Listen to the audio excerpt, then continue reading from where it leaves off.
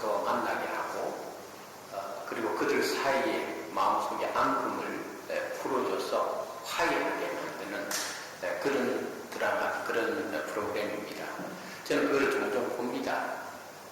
얼마 전에 우리나라의 여자 탤런트가 아주 오랫동안 그 어머니하고 서로 사이가 안 좋아가지고 어머니하고 대화도 단절되고 또 서로 만남도 하지 않고 그렇게 피차 어려운 시간들을 보내고 있는 그 모녀를 그 화해 프로젝트 프로그램에 초대해서 그래서 서로 마음을 나누게 하고 또 그동안 쌓였던 오해도 풀게 만들고 또 어머니가 딸에게 바라는 거 또 딸이 어머니에게 바라는 거 그걸 서로 그 간격을 좁혀줘서 마지막은 해피엔딩으로 끝나게 만드는 그 프로그램을 보고 참 제 마음이 찡했습니다. 오늘은 어버이주일입니다. 저를 포함해서 우리 성도들 가운데에서 부모님이 다 살아계신 분들도 있을 것이고 또 한 분만 생존해 계시는 분들도 있을 것입니다. 우리 교회는 비교적 젊은 교인들이어서 대개 부모님들이 생존해 계시는 분들이 많을 것입니다. 우리가 잘 아는 대로 십계명은 하나님께서 모세를 통하여 이스라엘 백성들에게 주신 10가지 핵심 계명입니다. 그런데 이 십계명을 잘 분석해 보면은 크게 두 부분으로 나눌 수가 있습니다. 제1계명부터 제4계명까지는 흔히 한문으로 대신계명, 다시 말해서 인간과 하나님과의 관계성 속에서 이루어지는 계명이고 5번째 계명부터 10번째 계명까지는 대인계명, 다시 말해서 인간 사이에서 지켜야 될 계명을 소개하고 있습니다. 그런데 이 십계명을 가만히 보면은 하나님께서 하나님과 인간과의 그 계명을 끝내고 나서 이제 인간 사이에 지켜야 될 계명의 첫 번째가 바로 내 부모를 공경하라 이것입니다. 인간과 인간 사이에 지켜야 될 계명들이 6계명이 핵심적으로 있는데 그 중에서 제일 첫 번째로 언급하고 있는 것이 바로 내 부모를 공경하라 하는 것입니다. 이게 굉장히 중요합니다.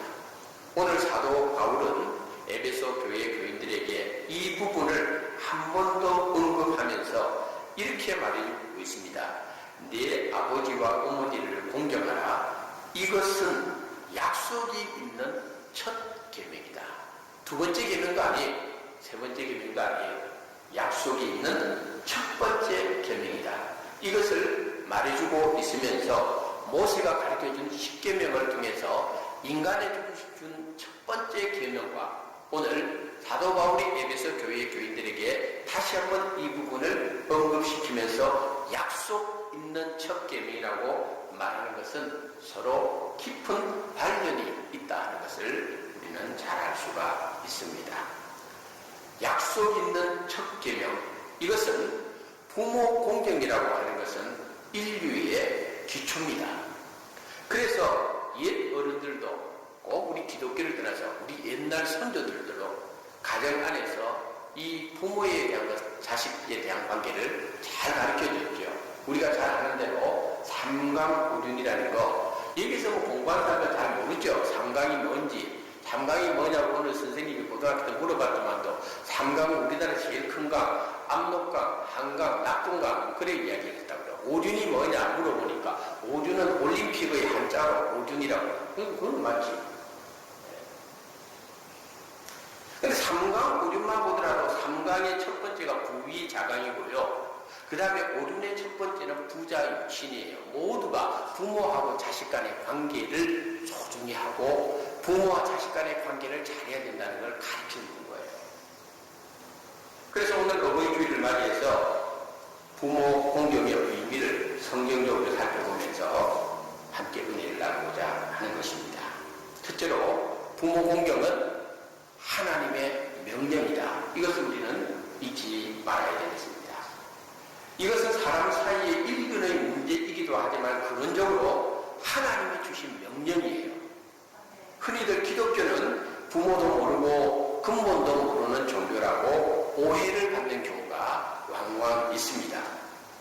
유교적 전통이 강한 우리 한국 같은 경우에 우리나라 사람들 정서에 이 기독교가 불필요한 오해를 받고 있습니다. 왜냐하면 유교는 제사를 중요시 여기죠. 부모에 대한 제사, 조상에 대한 제사. 그런데 기독교는 제사를 드리지 않으니까 특히 유교적 전통이 강한 우리 한국에서는 기독교를 더욱더 부모도 모르고 조상도 모르고 근본도 없는 그런 종교라고 비난을 하는 경우가 있습니다. 그러나 그것은 성경을 제대로 알지 못한 데서 생긴 오해입니다. 오늘 본문뿐만 아니라 성경 신구약 전체를 통해서 보면은 부모 공경에 대한 내용들이 굉장히 많이 나온 것을 알 수가 있어요. 심지어는요, 구약의 율법에 부모를 업신여기고 부모에게 잘못하면요, 돌로 쳐 죽이라고 했어요. 그 정도로 기독교는 성경은 부모 공경에 대해서 아주 엄격한 규율을 성경에 정하고 가르쳤던 것을 볼 수가 있습니다. 하나님께서 처음 사람 아담을 만드셨고 그 다음에 아담이 혼자 있는 것이 좋지 않게 보이므로 그의 갈빗대를 가지고 하와를 만들므로 가정을 이루게 하셨습니다. 그러므로 가정을 이루게 되었다는 것도 이것도 사람끼리 이루어진 하나의 행위가 아니라 이것은 하나님께서 가정을 이루게 해주셨고 생육하고 번성하여 땅에 충만하라는 하나님의 축복된 선언대로 부부가 만나서 가정을 이루고 그 가정 안에는 또한 하나님께서 자녀를 선물로 주시기 때문에 부모와 자녀의 이 관계가 형성되는 것입니다. 그래서 이것은 단순히 생물학적인 관계를 넘어서는 거예요. 성경의 시편에 보면은 그래서 자식은 부모 것이 아니고 여호와께서 주신 기업이라고 표현하는 이유가 바로 여기에 있는 것입니다. 그렇기 때문에 하나님이 허락하신 가정, 하나님이 주신 부모와 자녀의 이 관계성 속에서 본다면은 하나님께서 마땅히 자녀들은 부모를 공경하라, 이것을 가르쳐주고 있는 것입니다. 하나님께서 네 부모를 공경하라 하는 이 말씀을 주신 것은 선택사항이 아니에요. 어떨 때는 공경하고 어떨 때는 공경하지 않고 기분 따라 왔다 갔다 하라는 것이 아니고 이것은 하나님의 절대적인 명령입니다. 부모를 공경하라는 말은 부모에게 순종하라는 뜻도 있고 부모를 공경하라는 이 말은 제가 나중에 히브리어를 이야기 잠시 하겠습니다마는 부모를 최고로 존경하라, 이런 뜻이 이 속에 담겨져 있는 것입니다. 우리 성도들은 부모님들을 그래서 마땅히 존경을 해야 해요. 존경받을 만한 것이 부모님에게 있어서 존경하는 거 아니에요. 부모님께 마땅히 공경을 받을 만한 요소가 부모님에게 있어서 부모를 공경하는 것이 아니에요. 하나님께서 공경하라 하는 것은 아무 조건 없이 부모님을 존경하라고 이렇게 말씀을 해주는 겁니다. 자식의 입장에서 우리 부모는 존경받을 만한 그런 요소가 있어 해서 존경하는 것, 그건 하나님이 원하는 존경이 아니에요. 제가 설교를 준비하면서 어떤 글을 읽어보니까 어떤 형제 둘이가 있었어요. 근데 이 형제 둘 중에 하나는 참 부모님을 공경하는 아들이었고 다른 하나는 참 부모님에게 불효하는 아들이었어요. 그런데 이 불효하는 아들이 가만히 생각해봤어요. 형님은 저렇게 아버지를 공경하는데 나는 왜 그렇게 못하나? 그래서 자기 자신을 반성하고 나 이제부터 형님처럼 부모님을 아버지를 공경해야 되겠다, 그런 마음을 먹고, 그럼 부모님을 공경하지 않다가 부모님 공경하려고 하니까 잘 안 되잖아요. 그 둘째 불효자가 형님이 어떻게 하느냐 하고 가만 봤어요. 근데 형님이 어떻게 하느냐 하면은 그게 날씨가 굉장히 추운 겨울에 형님은 아버지가 바깥에 나갔다가 들어오기 전에 그 형이 먼저 아버지 가장 가난한 집안이었던 것 같아요. 아버지가 들어가야 될 그 아랫목에 이불을 본인 형이 들어가서 자기 체온으로 따뜻하게 덮여놓고 있다가 아버님이 오시니까 아버지 얼른 오세요. 여기 제가 몸으로 덮여놨어요. 해서 그 아버지를 그 이불 속으로 모시는 걸 봤어요. 그래서 이 둘째 아들도 자기도 그렇게 해야 되겠다 싶어가지고 똑같이 그러고 난 후에 아버지가 또 그럴 때 아버지 여기 제가 아버지를 위해서 몸으로 체온으로 덮여놨습니다. 그러니까 아버지가 하는 얘기가 이놈의 자식 이게 또 내 자리 빼앗으려고 네가 거기 들어가 있나 하고 아주 아버지가 타박을 준 거예요. 마음에 상처를 입은 거예요. 그래도 포기할 수가 없잖아요. 그래서 가만 보니까 아버지께서 집안에 있다가 바깥으로 나가기 전에 바깥에 추운데 형은 가만 보니까 아버지 나가기 전에 미리 아버지 신발을 신는 거예요. 그리고는 그 발에 따뜻한 온기를 그 신발에다가 남겨두고 나서 아버지께서 일 나가신다 하니까 이 형이 얼른 벗어가지고 아버지 제가 아버지 발 시려울까 싶어가지고 제 발로 따뜻하게 이렇게 해놨습니다. 이렇게 해서 그 아버지가 그 신발 신고 나가는 걸 본 거예요. 이 불효자가 자기도 그래야 되겠다 하고 똑같이 했는데 아버지 반응이 하는 이야기가 이놈이 이제 내 신발까지 지가 가지고 가려고 그러냐고 또 타박을 준 거예요. 똑같은 상황에서 했는데 그래도 이 불효자가 그래도 아버지한테 효도하기로 마음먹었으니까 내가 효도해야 해야지. 그래서 가만 보니까 그 효도 잘하는 형님은 항상 아버지에게 음식을 차려드릴 때 혹시 음식이 상하지 않았나? 음식이 또 쉬지 않았나? 그래서 이 형이 먼저 아버지에게 식사 드리기 전에 맛을 보고 드리는 것을 본 거예요. 그러니까 이 불효자가 자기도 그래야 되겠다 하고 아버지 드시기 전에 자기가 막 음식 먹고 아버지 괜찮습니다 하고 드니까 형이 아버지 하는 이야기가 이게 이제 내 밥 숟갈까지 지가 먹으려고 뺏으려고 그러나 하고 또 타박을 준 거예요. 그러니까 이 불효자가 하는 이야기가 뭔가 하면은 애비가 애비타워야지 존경하기 이 말했다.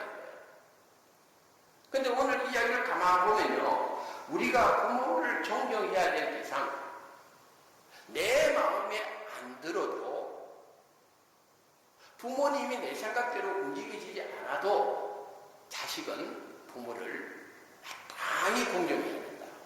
여기에 대한 유아를 우리들에게 가르쳐주는 거예요. 또 한 가지는 우리가 부모를 존경할 때에 종종 우리가 자식들이 범하는 실수가 뭔가 하면요. 부모님을 자꾸 가르치려고 하는 거예요. 부모님 세대하고 우리 세대는 확실히 다르잖아요. 부모님 세대는 가난을 겪었고 전쟁을 겪었고 심지어는 나라를 잃어버렸던 세대에 살았던 분들이에요.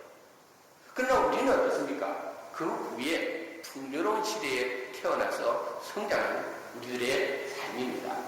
그러다 보니까 부모님 세대보다 우리는 더 많이 배웠어요. 대학도 나오고 대학원도 나오고 석사, 박사 학위도 가지고 있고 근데 부모님 세대는 그렇게 공부할 수 있는 상황이 못 됐다는 거예요. 학력으로 치면은 자녀들을 어떻게 부모님이 넘어서겠어요. 근데 이게 부모님들을 9세대다. 세대 차이가 난다. 부모님 뭘 알아? 부모님이 우리처럼 뭐 스마트폰을 할 수 있어. 부모님 우리처럼 뭐 컴퓨터를 다룰 수가 있어. 지금 어느 시대야? 이 정보화 시대에. 자식들이 자꾸 부모님들을 가르치려고 하는 거예요. 아버지 이건 잘못됐어요. 어머니는 이게 잘못됐어요. 조금이라도 자식의 기대치에 못 미치면은 부모를 가르치려고 해요. 성경은 이것도 잘못이라는 거예요. 자식은 부모를 가르칠 수 있는 사람들이 아니에요. 자식은 부모님보다 세상적인 여러 가지 지식을 많이 가지고 있다고 해서 하나님께서 그러므로 자식은 부모를 가르칠 사명이 있다 가르쳐 준 거 아니에요. 자식은 부모를 가르칠 수 있는 사명을 가진 사람들이 아닙니다. 자식은 부모님을 무조건 존경해야 됩니다. 무조건 공경해야 됩니다. 부모보다 더 많이 배웠다고 해서 더 사회적인 지위가 높다고 해서 자식이 부모를 넘어서서는 안 되는 거예요. 저는 잘 모르겠는데 새 중에서 까마귀라는 새가요. 까마귀라는 새가 저는 참 까마귀는 이렇게 시체들도 많이 먹고 또 옛날에 보면 공포영화 꼭 귀신영화에 보면 까마귀 소리가 꼭 들리잖아요. 네? 저는 옛날에 초등학교 때 귀신영화 한 번 봤는데 거기에 나오는 까마귀 소리를 듣고 나서 그 이후로 까마귀 소리 하면 왠지 이상하게 별로 좀 안 좋아요. 그런데 이 까마귀가 가지고 있는 좋은 걸 이번에 알았어요. 뭔가 하면요. 까마귀는요. 절대로 새끼새가 어미새보다 나무에 앉아도 높은 가지에 앉았는데요. 그게 나 처음 알았어. 그러니까 까마귀도 이 짐승인데 말이죠. 새끼새가 힘이 있다고 해서 어미새보다 한 나무에 앉아있을 때 이 새끼새가 어미새보다 높은 가지에 안 앉는다는 거예요. 짐승도 이렇게 그 어머니를 안다는 거죠. 그 부모를 안다는 거죠. 하물며 우리 사람들이랑 마땅히 그래야 된다는 거죠. 함부로 부모님이 모른다고 해서 멸시하거나 부모님이 시대에 뒤처진다 해서 그것을 조롱하거나 우습게 여기고 경멸해서는 안 된다는 거. 결코 자식은 부모를 존경해야 될 사명이 있는 거지 부모를 어떤 형태로든지 가르치려고 한다는 것은 잘못됐다는 거예요. 이것을 우리가 이 어버이주의를 통해서 꼭 다시 한번 그렇게 마음에 다짐을 해야 됩니다. 또 한 가지는 이 자식들이 부모의 허물을 이렇게 드러내려고 하는 것, 그것도 성경이 옳지 않다는 것을 가르쳐 줍니다. 여러분 잘 아는 대로 창세기 9장에 보면은 노아가 홍수 후에 땅에서 포도 농사를 짓고 나서 포도주에 취해가지고 얼마나 마셨는지 그만 옷을 홀랑 벗고 잤다. 성경에 그렇게 기록되어 있잖아요. 그럼 여러분 가만히 생각해 보세요. 노아가 하나님께서 잘했다고 하지 않았어요. 그죠? 노아는 아버지로서 치명적인 실수를 한 거예요. 오늘 우리 교회도 이렇게 참 이거 좋아하시는 분들 있잖아요. 예. 근데 뭐 아무리 맛있다고 옷 홀랑 벗고 잤더라 해서 이렇게 잠자는 부모가 있나요? 없잖아요. 근데 노아는 그랬다 이 말이에요. 노아가 그랬다 이 말이에요. 그러니까 노아가 한 행동은 이거는 좋은 행동은 아니었어요. 비난받을 만한 행동이었죠. 아버지로서 정말 자식들에게 못 보여줄 걸 보여준 거예요. 근데 노아에게 세 아들이 있었다고 그랬잖아요. 세 아들이 있었는데 그 세 아들 가운데서 함이 아버지 거처로 또 들어갔는데 아버지가 포도주에 술이 취해가지고 그래가지고 옷을 홀랑 벗고 들어 누워 있는 걸 보고 함이 나와가지고 뭐라 했는가 하면은 자기 형제들 셈하고 야벳에게 아버지가 술 취해가지고 와서 옷 홀랑 벗고 들어 누워 있더라 라고 말을 했다는 말이에요. 그런데 셈과 야벳은 함의 이야기를 듣고 같이 맞장구를 치고 네 말이 맞다 우리하고 완전히 이제 이상하게 되었네 하고 같이 아버지의 허물을 이야기한 것이 아니고 셈과 야벳은 성경에 보니까 등을 돌리고 아버지의 그 나체를 보지 않기 위해서 등을 돌리고 그래서 이불을 그 아버지에게 덮어주고 나왔다. 그렇게 성경이 기록되어 있는 거예요. 그러면은 이 스토리상에서 분명히 잘못은 노아가 했잖아요. 하나님은 노아가 잘못했다는 걸 알아요. 그리고 하나님이 이야기한 것도 사실이잖아요. 그 가짜 이야기 아니야. 꾸며낸 이야기도 아니야. 그런데 함이 저주를 받아요. 여러분 이걸 가만히 생각하면요. 여러분 우리가 부모님의 어떤 허물들을 어떨 때는 생각 없이 이야기할 때가 있어요. 아버지가 어떻고 어머니가 어떻고 뭐가 어떻고. 그런데요 이거 하나님한테 여러분 그런 거 있다면 회개해야 돼요. 비록 아버지가 잘못했어요. 비록 어머니가 잘못했어요. 그렇지만은 우리 자식들 입장에서 부모의 허물을 이야기한다는 것은 옳은 것이 아니에요. 여러분 부모라고 해서 어떻게 다 내 마음대로 내 마음에 쏙 드는 부모가 어디 있겠어요? 여러분 부모라고 해가지고 좋은 부모가 다 어디 있겠어요? 어떤 부모는요 자식에게 얼마나 큰 상처를 준 부모가 있어요. 어떤 부모는요 자식에게 얼마나 공포스러운 부모가 있어요.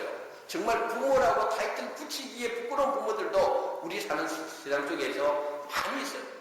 그럼에도 불구하고 자식은 부모를 존경해요.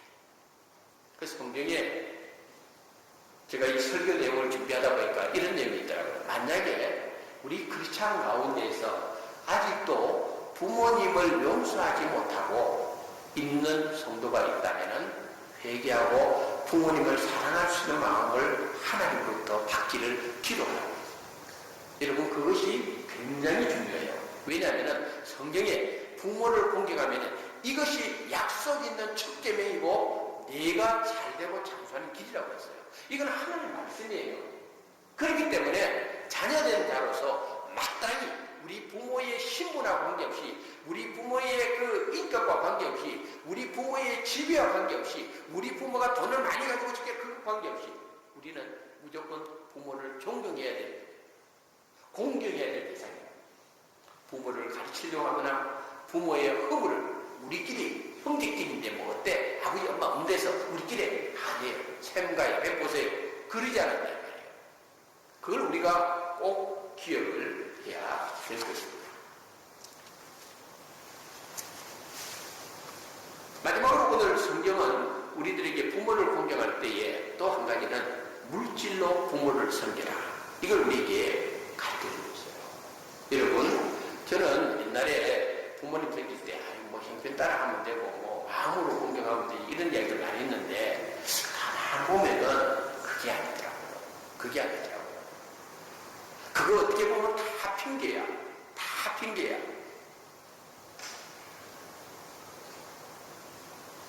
그 사업하시는 분이 그렇다고 그러더만. 그 사장은 희한하게 직원들 월급날 빨리 돌아오고 직원들은 월급 받는 날이 계속 늦고 이 마음이 좀 똑같은 날인데 사장은 월급날이 왜 그리 빨리 오나?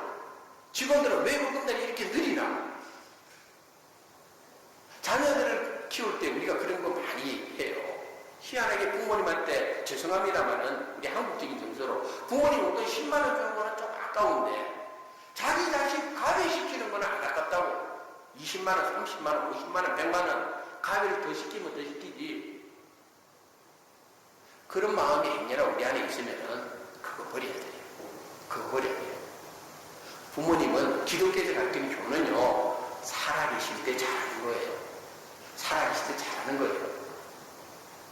우리 죄송합니다만은 우리 큰딸하고 둘째딸하고 이렇게 지는데 저는 5월 8일날 어버이 주일에 이렇게 저도 설교하지만은 예담이 뭐 어버이날에 아빠한테 뭐 해준 거 있냐?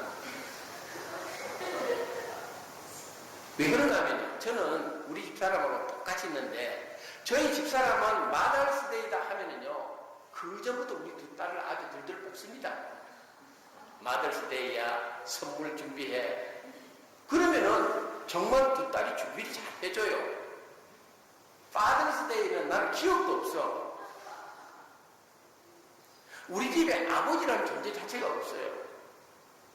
근데 나는 전에 우리 집사람하고 그래서 여보 당신 그 애들 돈도 안 버는데 뭐 너무 그렇게 압력 넣지 마라. 그래서 우리 집사람 하지 마라 그랬는데 가장 성경적인 원리로 돌아가면 우리 집사람 하는 게 맞아요. 이게 맞아. 첫째는 자녀들에 대한 교육이고 두 번째는 그게 자녀들 잘 되는 길이에요. 왜? 부모에게 공경하는 것을 배우고 보여주는 거니까.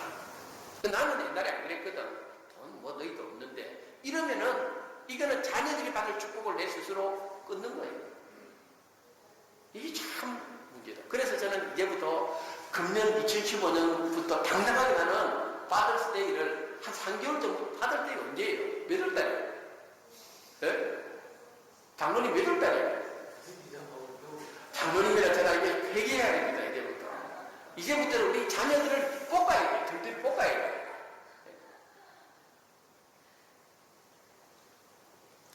마태복음 15장에 보니까요, 이 이야기를 해주고 있어요. 고르반이라고 하는 이야기를 해주고 있어요. 뭔가 유대인들이요, 옛날에 하나님의 은혜를 받아가지고 자기에게 좋은 거 생겼단 말이에요. 그리고 이거 하나님께 바치겠다 하고 자기 집에 모셔놓은 거야. 그런데 1년이 지나고 2년이 지나고 5년이 지나도 하나님께 바쳐야 된다 하고는 성전에 안 갖고 자기 집에 두고 있는 거예요. 그런데 어느 날 부모님이 그 집에 또 왔어. 왔는데 보니까 좋은 게 있거든. 자기가 자식 집에.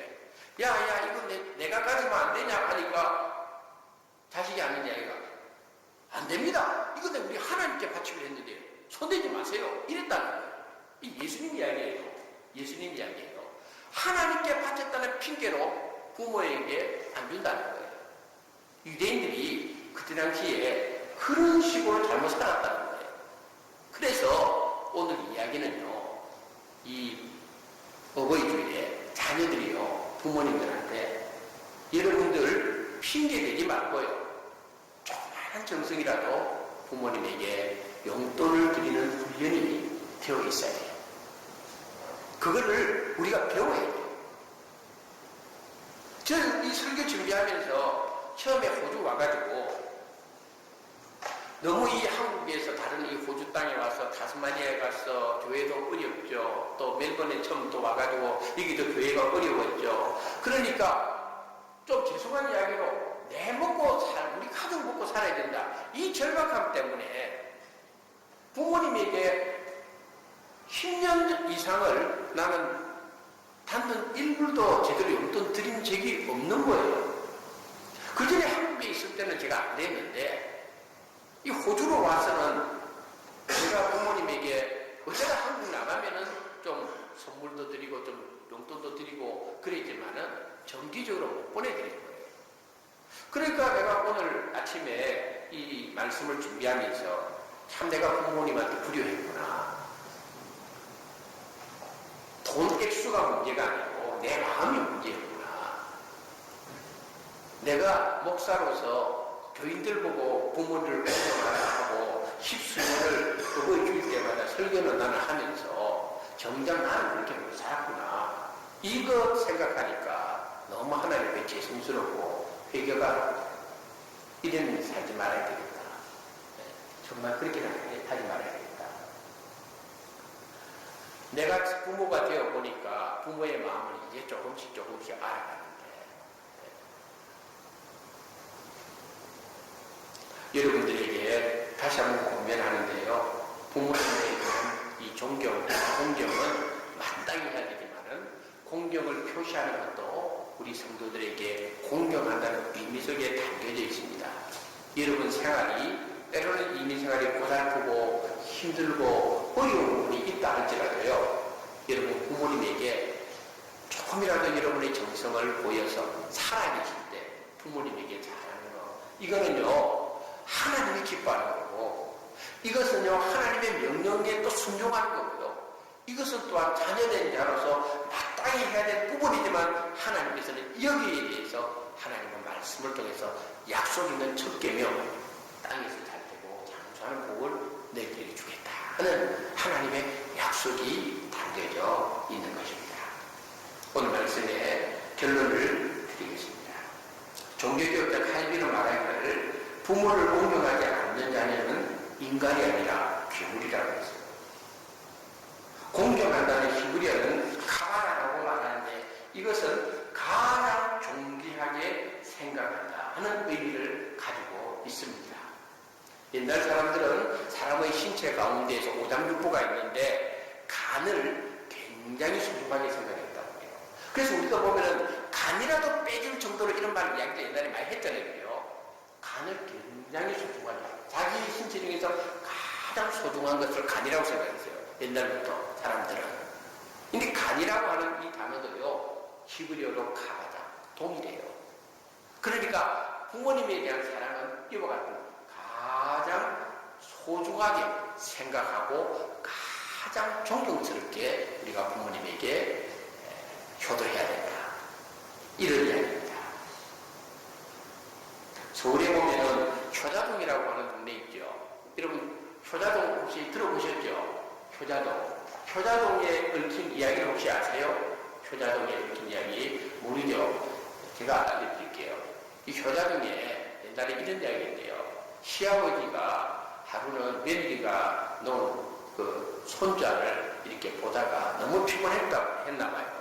시아버지가 자기 옆에 손자 자는 거 보고 자기 옆에서 시아버지 자는데 어찌 하다 보니까 시아버지가 이 손자를 그냥 자기 밑에 몸으로 깔아가지고 시아버지가 일어나 보니까 이 손자가 죽어 있는 거예요. 압사당하는 거죠. 그러니까 시아버지가 얼마나 기가 막히겠어요.